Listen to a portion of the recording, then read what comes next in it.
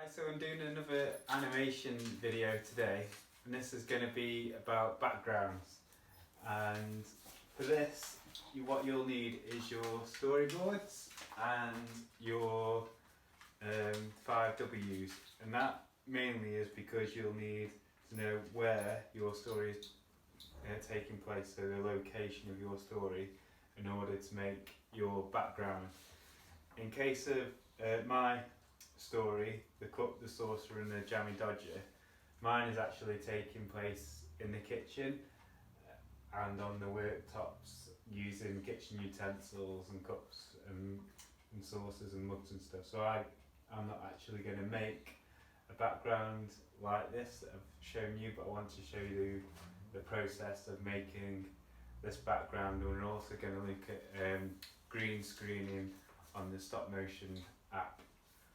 So that's what we're going to be doing for this session. So the other thing that you'll need to make, apart from your background colours, is the elements that are in the foreground of the animation. So in this case, it's bushes, a bit of grass, and then also the tree that's taken from one of the very first animations that we did on the online sessions that I've just cut out and then put on card. So if your animation takes place in a park, you might want to make a few bushes, a few trees, and even a swing. Or if it took place, say in a rocky place, then you might want to make some rocks, kind of a rock background, and then sort of stones in the foreground. Just kind of have a look at your storyboard, and then when you're looking at your storyboard, have a look how you drew your each little boxes. So in this case, I've got a canyon or a chasm, so I need to do that within this worktop on my storyboard, and I've also got some water, so I need to put some water on the worktop as well. So just kind of have a look and always refer to your storyboards. That's what they're there for when you're kind of thinking about your animation. So if you're doing an animation that took place or takes place in the classroom on a bookshelf, you can just literally use the books that are part within the classroom or in the library. So when it comes to making your background, you will need a lot of card, some paper, some scissors, some Pritt stick, and some blue tack. So like I say, there's a number of different ways that you can create your background for your animation, and this is one of the kind of first techniques that I'm going to talk about, which is basically a coloured card on the back of a wall, in this case a blue to get the sky, and then we've got the green for the kind of foreground and I guess the grass. So that kind of curates the main bulk of your background for the animation, and then I've added in the tree, the bushes, a bit of grass at the front, and then we've got the sun and then some clouds there. And how I've made the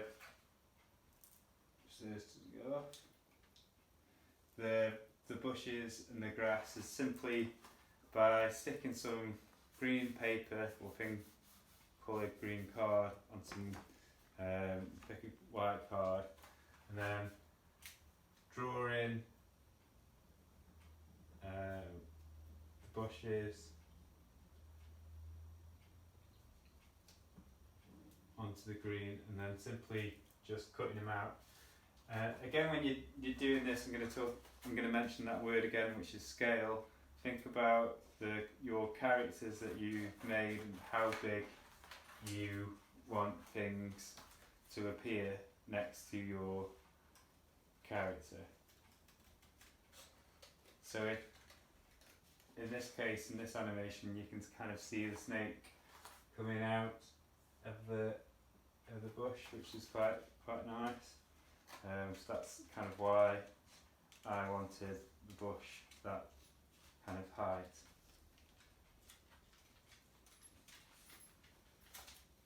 So simply cut out a shape and then just nick either side, and actually you can just cut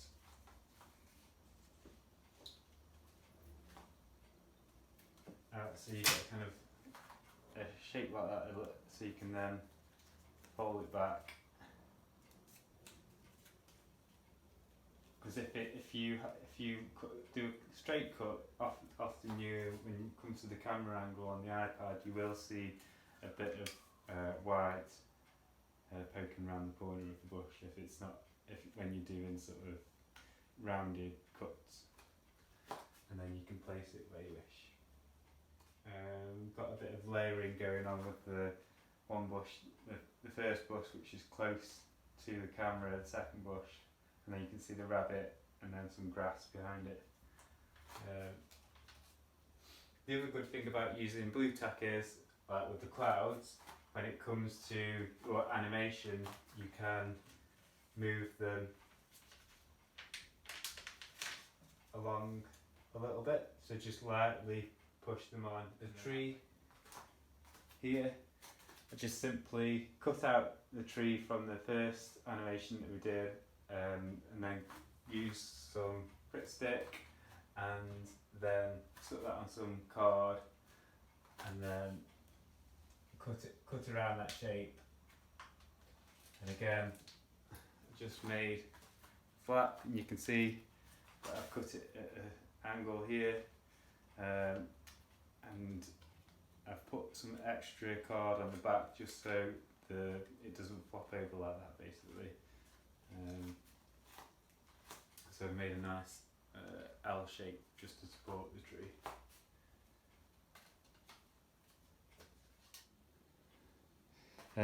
With this kind of animation in this background, I wouldn't really be moving the camera, so I wouldn't move the tripod. I keep the camera on the tripod, and I wouldn't move the camera or the tripod. I'd be only moving the characters, or in this case the clouds, and that's what I'd be animating, and then I'd just be taking a photograph, and that way you kind of get a bit of a smooth animation, I guess.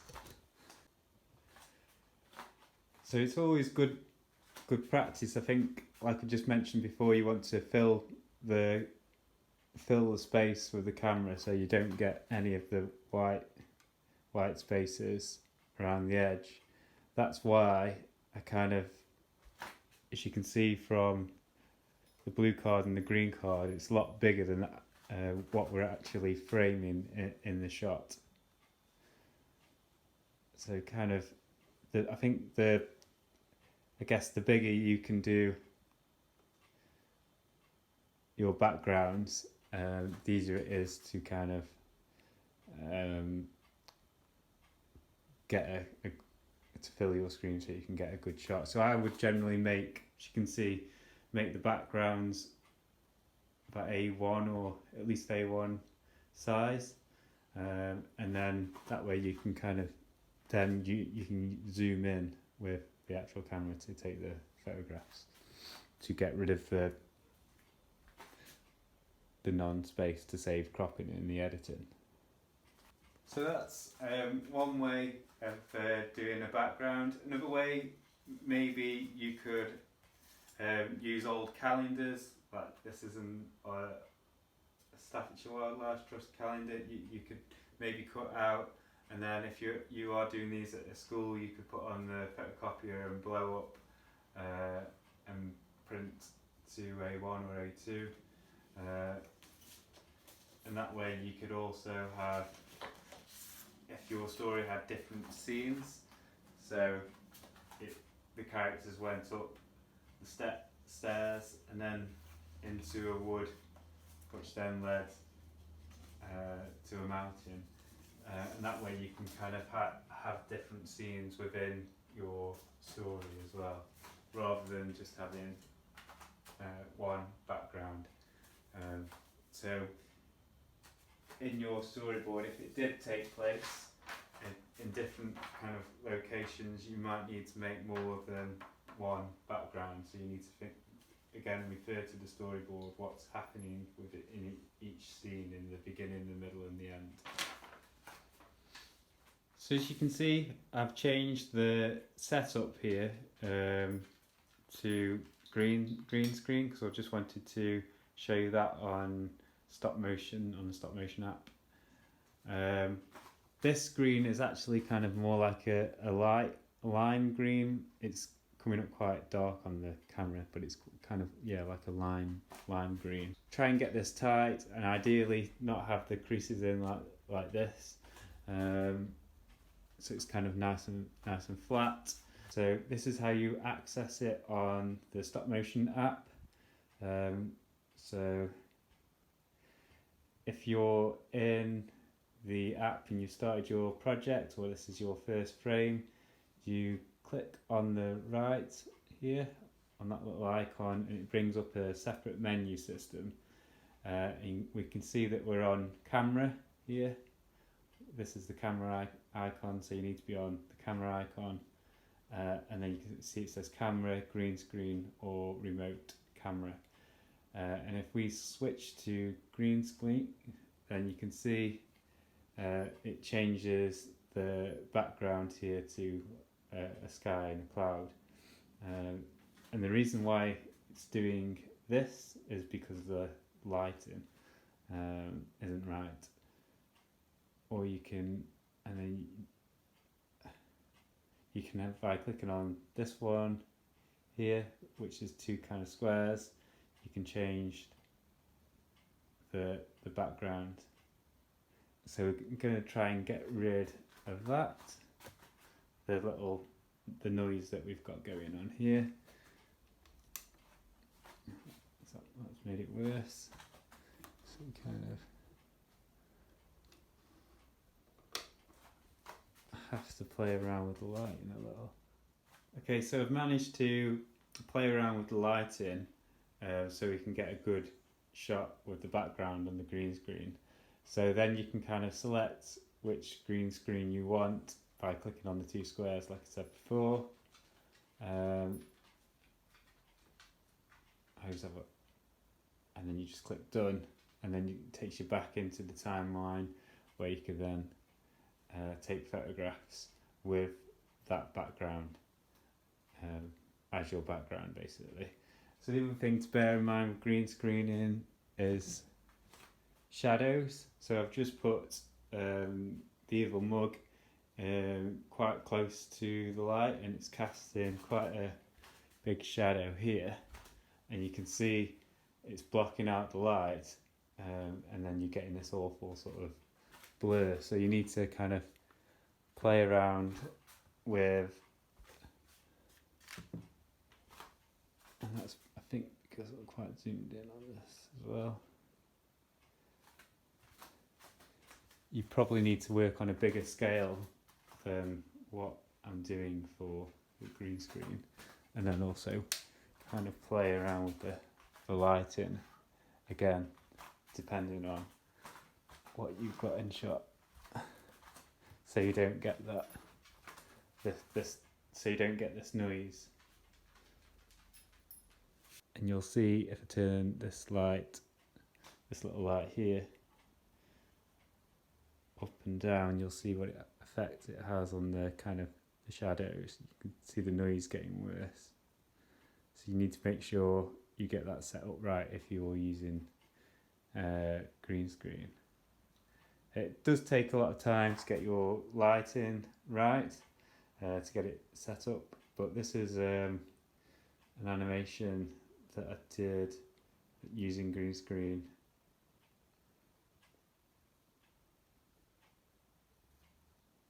I'll just show you.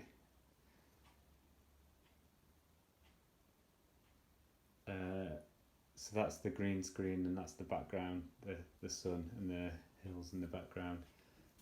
Yeah, and generally don't use green plasticine, because you can see from the dinosaur here, he's getting a bit pixelated in the plasticine, and that's because he's made out of green as well. So you want to avoid any green with it. If you do decide you don't like any of the backgrounds that come with stop motion, you just want to use this screen as your green screen, then try to kind of work so your characters aren't next to the screen, so you get a big shadow like that. Kind of bring them forward, so you might have to adjust where your camera is and where your lighting is, so you don't get any shadows on the back of the green screen like that. So there's a few do's and don'ts. So do get your screen tight when you're using green screen. You can use green card that you can buy from craft shops, but it probably won't be as good as anything that's actually an actual fabric or a green screen itself. Make sure that's tight and got no creases in. Don't make your characters out of green plasticine. If you're going to be using green screen, use non-green colours.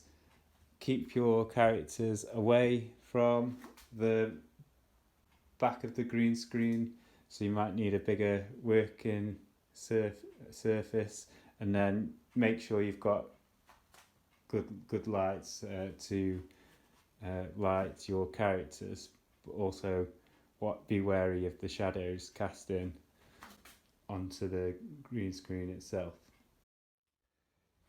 So I hope this section in backgrounds has given you an idea or a few ideas of what you could do for your background, for your animation, based on where your animation is taking place in your 5 W's. So the where from your storyboard. So we've covered a little bit about green screening, how to make a simple background using card and paper, making some props for the foreground, and then using, in my case, found objects as part of the background for your animations. So the next session we'll be looking at is actually animating the storyboard. So I'll be animating the cup, the saucer, and the jammy dodger. And they'll be looking a little bit on lighting, so we're going to be following that. And then after that, we're going to be looking at the editing process to finalise the actual animation itself.